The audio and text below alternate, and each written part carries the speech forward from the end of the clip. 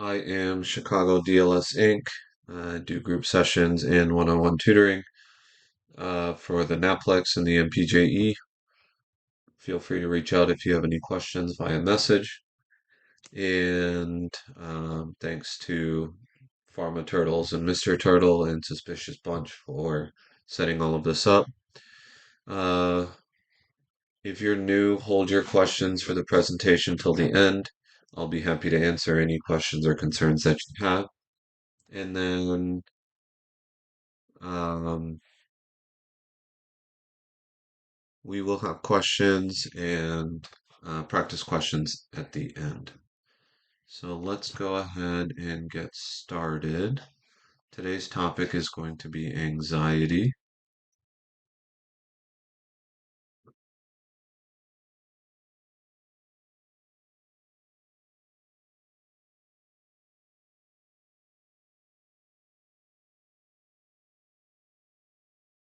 Okay.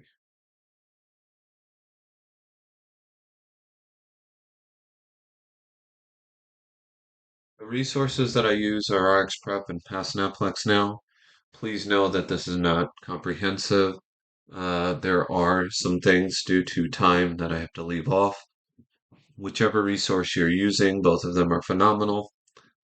Make sure that you pay attention to the topics and words that are bolded or underlined, or study guy and study gal.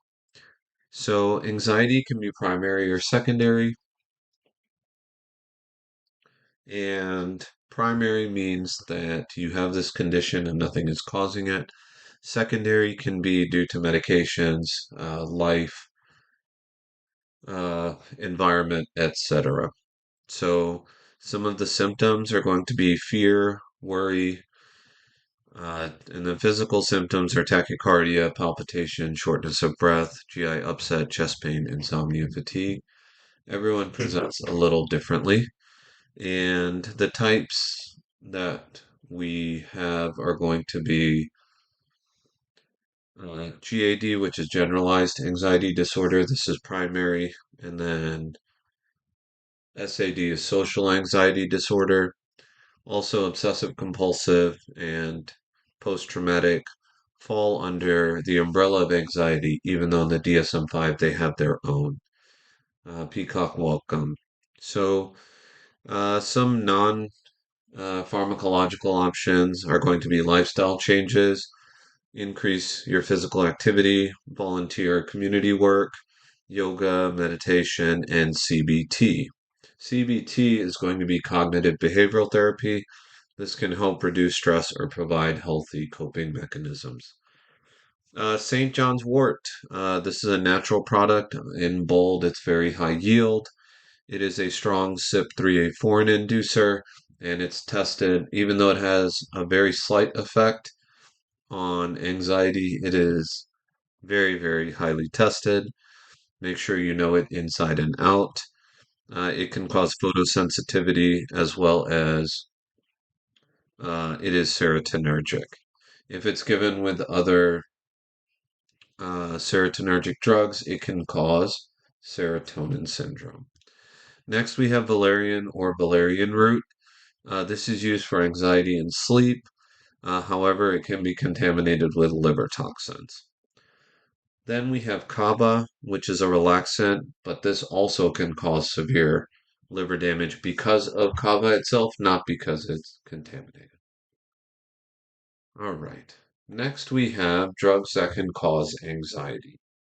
Albuterol, and this is essentially, especially if they've taken too many puffs of albuterol, it can cause anxiety. Antipsychotics such as haloperidol and aripiprazole, bupropion, caffeine in high doses. Now, I know I'm guilty of this, and I'm not sure if you've experienced this, but you're anxious, you're having a high stress day, and then you go and you drink a cup of coffee. Art, welcome. And that coffee can cause anxiety or it can amplify that anxiety because of the caffeine that's in it. So keep that in mind, whether you're a quad shot soy latte kind of person or a s'mores frappuccino. Definitely avoid caffeine if you're already feeling anxious.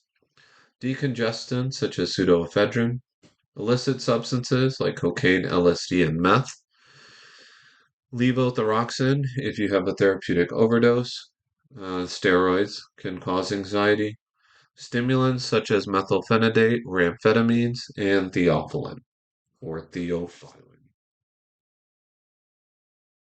All right, so now we come to the diagnostic criteria we'll first start with generalized anxiety.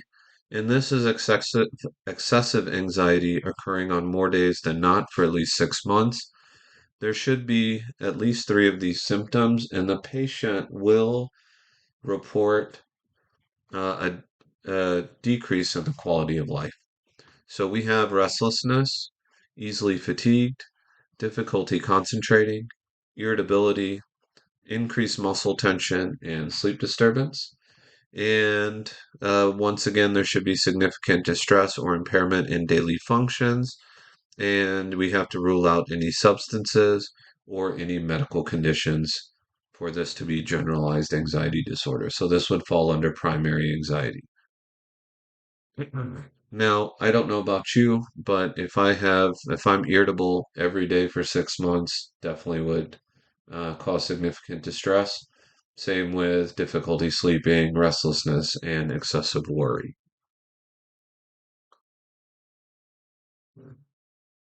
Now we have drugs. The main drugs addressed in both RxPrep and past Naplex now are going to be benzos, and there are a few that are non-benzos. RDP welcome, and make sure that you review them. So benzos or benzodiazepines enhance the inhibitory effect of GABA by increasing neuronal membrane permeability to chloride, and this results in hyperpolarization. Now, the duration of action will vary because of the active metabolites. There's long, intermediate, and short acting. Long acting is going to be half-life of 24 to 100 hours, and an example is diazepam. Also here, it should be avoided in the elderly, but we will discuss that later. Intermediate acting is 12 to 24 hours. Lorazepam is an example. If anyone can tell me a brand name for diazepam or lorazepam in the chat. Lorazepam does not have an active metabolite and it is useful in elderly. So I had conflicting 12 to 24, 10 to 20 hours. I put both of them. Just do what feels right. Good job, everyone. We have Valium, we have Ativan. Very, very good. Next, we have short acting, such as triazolam. Half-life less than 12 hours, and it may lead to rebound anxiety.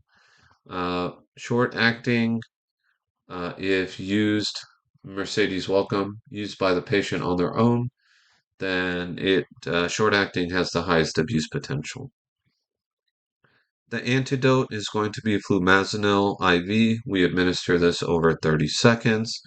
And interactions, there's many, and you need to be concerned about hepatic because of substrates, 3A4 inhibitors, and 3A4 inducers. Both resources have the full list, and I didn't want to type them all. All right, moving on to the next. So you should know that it is a controlled substance class of Schedule 4. And some examples of short half-life are going to be alprazolam, oxazepam, triazolam, and midazolam. Examples for medium half-life are going to be lorazepam, temazepam, and estazolam. And long half-life are going to be chlordiazepoxide, clonazepam, diazepam, and flurazepam. If someone wants to make a YouTube video, music video with these rhymes, I would definitely like and subscribe. For older patients, multiple meds, and compromised liver function, you want to recommend LOT, L-O-T. So lorazepam, oxazepam, and temazepam. Temazepam has a brand name of Restoril. It's also indicated for sleep and for insomnia, and they are less likely to accumulate and cause toxicity. Other uses of benzos outside of anxiety, which are also highly tested, pre-medication for anesthesia, status epilepticus, alcohol withdrawal, panic, or seizure disorder. Next, we have limitations. Excuse me. Benzos can cause drowsiness, impairment while driving, memory impairment, such as anterior grade amnesia. Now, this means that, excuse me, uh, seasonal allergies are still giving me a hard time. That means after they take the medication, the events that occur they may not be able to remember.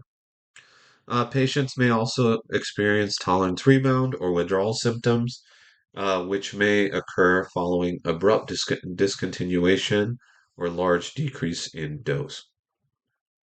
I believe the guideline is if a patient is taking benzos 10 days or more, you have to taper them off slowly to prevent withdrawal symptoms. Drug abuse or addiction, you want to use caution. And there's a box warning that benzos can be lethal if combined with opioids, alcohol, or other CNS depressants can result in respiratory depression and death. This is pregnancy category D. If anyone remembers from yesterday, uh, we would only use this in a pregnant patient if uh, they were suffering from a life-threatening condition and the benefit outweighs the harm. All right. Now we have non-benzos. The biggest one is going to be buspirone. And if anyone can tell me the brand name for this in the chat, that would be great. The mechanism is unknown, and Mercedes with a fast fingers, good. All right. But it has no affinity for the benzodiazepine receptors and no effect on GABA. Good, Buspar. Good job, Tony. Good job, Mercedes. Uh, Buspirone has um, an affinity for serotonin 5-HT1A receptors and moderate affinity for D2 dopamine receptors. The dose is going to be 7.5 mg BID for a total of 15 mgs daily, and you'll taper up to 60 milligrams per day maximum with or without food, but you want to be consistent so the absorption is the same. So Buspar is going to be a major CYP3A4 substrate. You want to avoid grapefruit juice and don't give with mal eyes. It does take 2 to 4 weeks to work. Definitely has a slower onset than most benzos. Side effects are going to be dizziness, drowsiness, headache, and nervousness. Now, we have some key counseling points, and that's going to be for buspirone, you have tablets are scored to easily break in one half or thirds. Remember, it can cause dizziness or drowsiness. Here's the guideline. If it's used greater than 10 days, taper off. Withdrawal symptoms we're trying to avoid are anxiety, shakiness, tachycardia, insomnia, and muscle pain. Benzos have a high addictive potential, especially short acting, and then do not mix with opioids. It can cause profound sedation, resulting in death. Now, in between profound sedation and death, you have coma, and you can also have resulting brain damage. Do not mix with alcohol because of an increased risk of CNS depression. All right, now we're going to come to the practice question. There's two of them. And for the newcomers, what I'll do is I'll read the question and then you can put your answer into the chat. If you don't know, it's okay. You can guess or put a question mark. This is for learning and practice. So the first question is going to be, which of the following is not an advantage of using Buspar over a benzodiazepine to treat anxiety? Choice A, Buspar works relatively quickly. Choice B, Buspar has a lower risk of abuse or addiction. C, not better tolerated in the elderly. Or D, not a controlled substance. Remember, it's asking which one is not an advantage.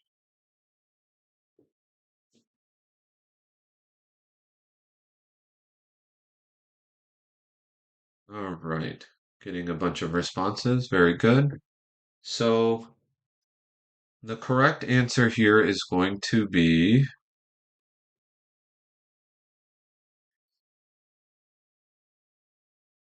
A. Buspar does not work relatively quickly.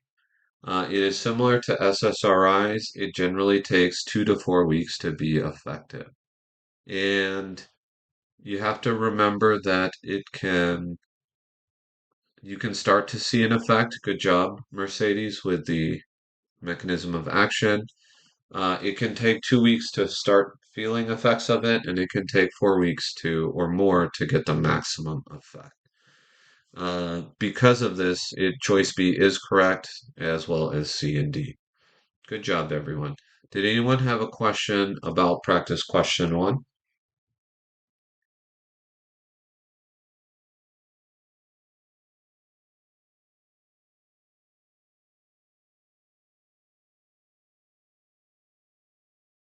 Anyone have any questions for practice question one?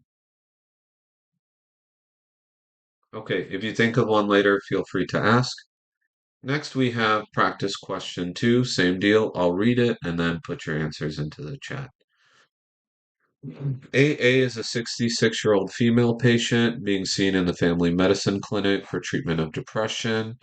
Patient reports feeling tired all the time, lack of motivation, inability to focus, and her relationship with her husband and friends has become strained. AA informs her provider that 10 years ago she was diagnosed with depression, and her physician put her on Zoloft at the time, but she quit. She quit because she was feeling better.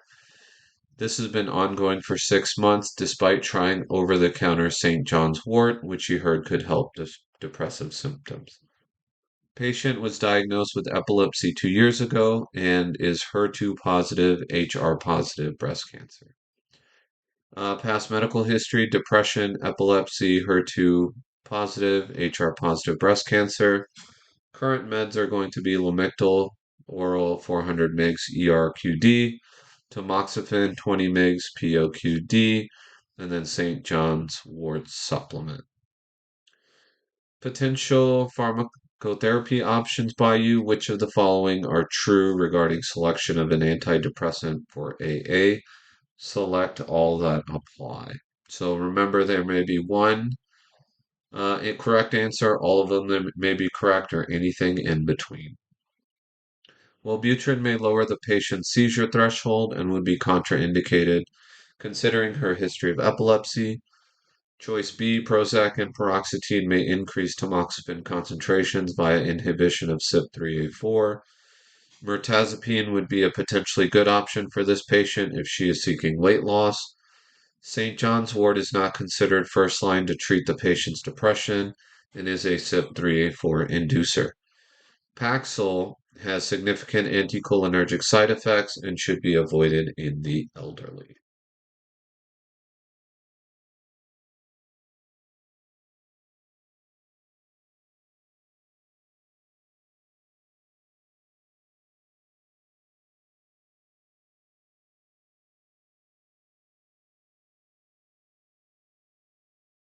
And while we wait, this practice question two is from areas 2 and 3. Uh, areas 2 for the pharmacology, mechanism of action, and brand generic. And for area 3, drug interactions, adverse effects. Yes, Art. Choice A, Wellbutrin may lower the patient's seizure threshold and would be contraindicated considering her history of epilepsy. Choice B, Prozac and paroxetine may increase tamoxifen concentrations via inhibition of CYP3A4.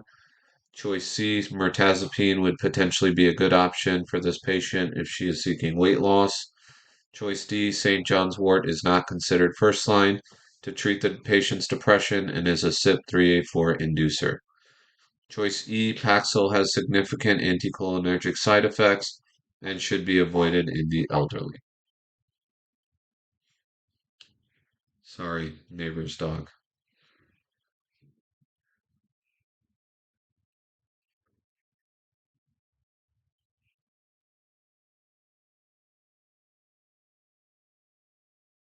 Okay, you're welcome. So let's discuss this. The correct answers are going to be A, D, and E.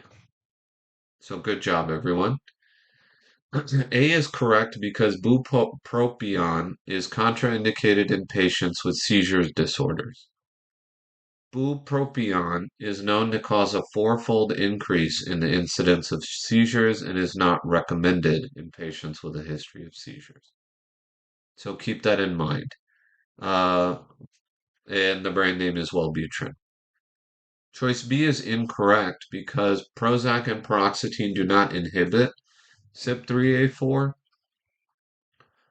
These are 2D6 inhibitors. Good. And so because tamoxifen is a prodrug, it would require 2D6 metabolism to be converted. And so if you use Prozac and paroxetine uh, in combination with tamoxifen, it would decrease tamoxifen. Good, good, very good. So next we have answer choice C, which is also an incorrect answer choice. And that's because mirtazapine does not help with late weight loss. It actually stimulates appetite, resulting in weight gain. So if a depression patient has lost a lot of weight due to not eating, mirtazapine could be helpful because it addresses both depression as well as stimulating appetite. Good. Choice D is correct because St. John's wort is a 3A4 inducer and it's also not first line. So very, very good. Does anyone know? Well, I'll just share with you, but protease inhibitors can also be induced by St. John's wort. And remember, I bolded it in, it is high yield. And now choice E is correct. I'm going to type it into the chat.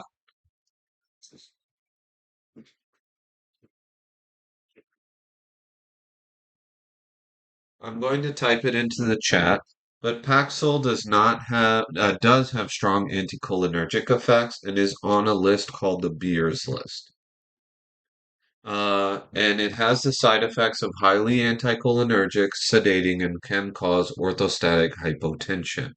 So we avoid it in the elderly. So choice E is correct as written. Very good. So I see some of you chose correct answers. Some of you chose all the correct answers. That is excellent. Knowing not to choose what answers not to choose is a very important test taking skill. Now, we have a little time, so I just want to discuss a testing strategy for select all that apply. Whenever you're evaluating the answer choices, you're only going to evaluate them in relation to the question. The answers are not related to each other. So A is not related to B is not related to C, and D is not related to E. You have to only address each answer choice in relation to the question. So it's normal to compare the answers, but just know for the Naplex, each answer choice is only related to the question itself, not to each other. So, but good job, everyone. You did good. Did anyone have any questions or concerns about the presentation or the practice question? Yes, Genesis. And that's something I teach in the one-on-one and the group sessions, which I know I've been promising this. This time of year is very busy, and I'm just trying to put it all together.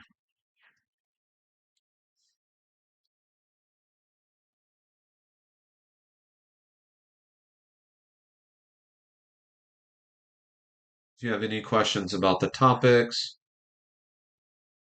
Questions about the Naplex, MPJE? I'd be happy to answer them. You're welcome, Vicky.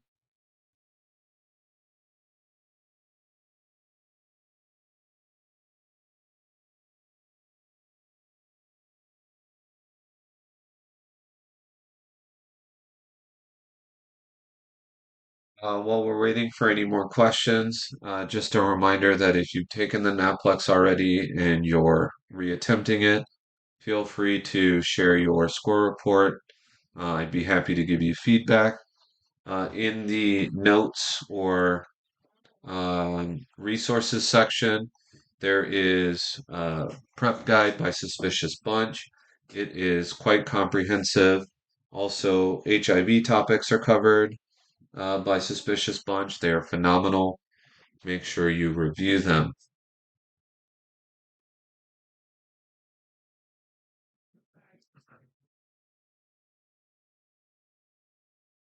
Also, there is a survey. If you can take that at the end of the session, Google, just so we can kind of know how it's going, anything we can improve on, that would be much appreciated.